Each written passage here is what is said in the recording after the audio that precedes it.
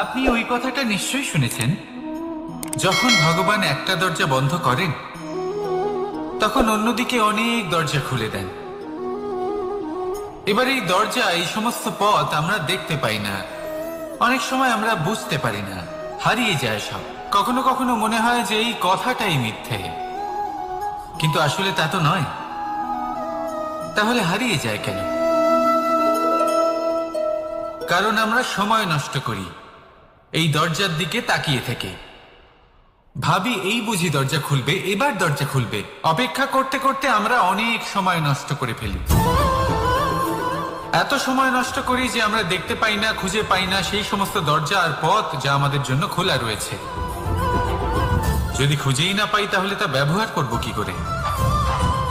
মনে রাখুন, ভগবান সব সময় আমাদের সাথে রয়েছেন, আমাদের সাহায্য করছেন। এই পথ সব সময় আছে, সর্বত্র আছে।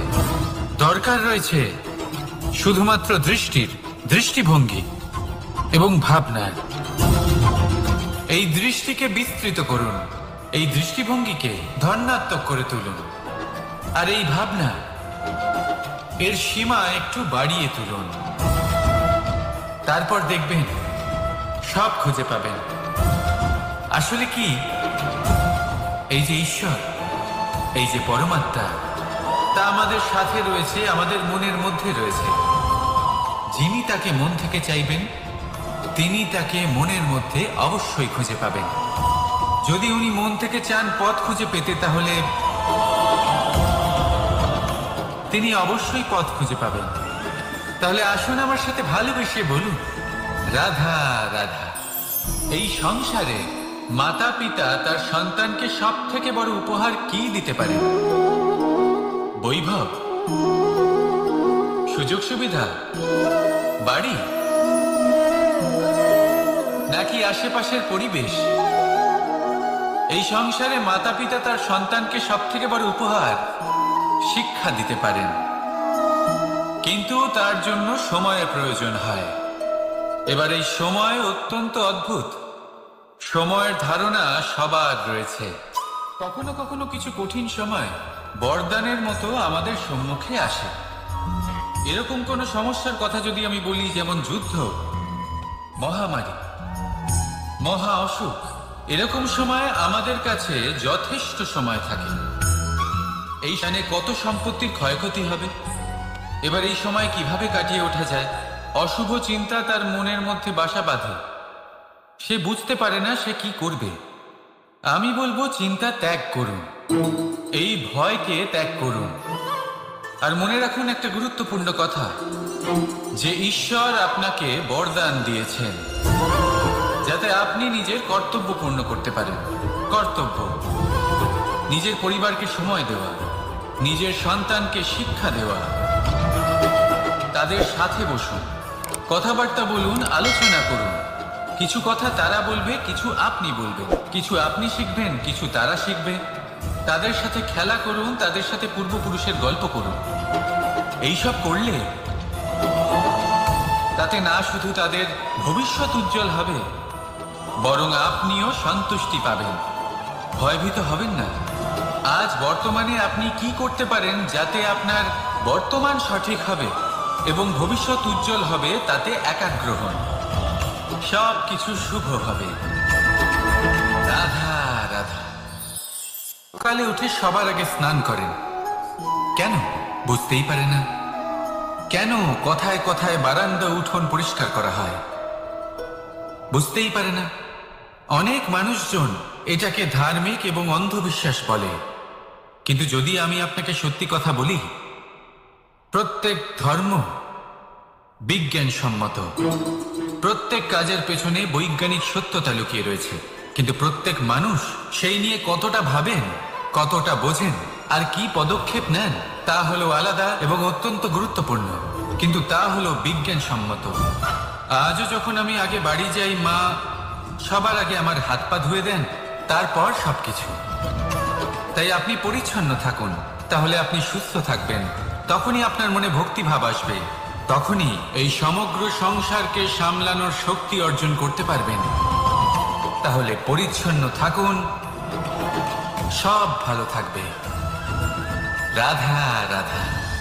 কর্ম, ধর্ম, জ্ঞান, এই 3 স্তরে অনেক মানুষ পৌঁছতে পারেন।